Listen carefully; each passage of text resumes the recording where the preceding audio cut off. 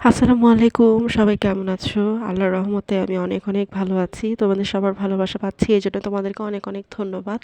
তো চলো শীতকাল যেহেতু চলে আসছে, শীতকালে সবজি খেতে অনেক মজা লাগে। তো আমি কি করব আজকে ফুলকপি, আলু, সিম দিয়ে একটা মিক্স ভাজি করব।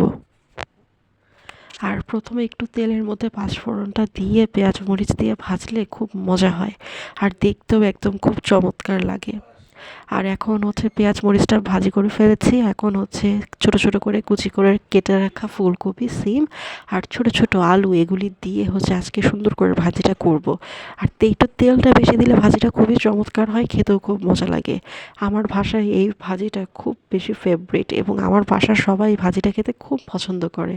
বিশ্বাস করো, তুমি যদি শীতকালে আলু দিয়ে সিম দিয়ে ভাজি করো সেটাও এক ধরনের মজা।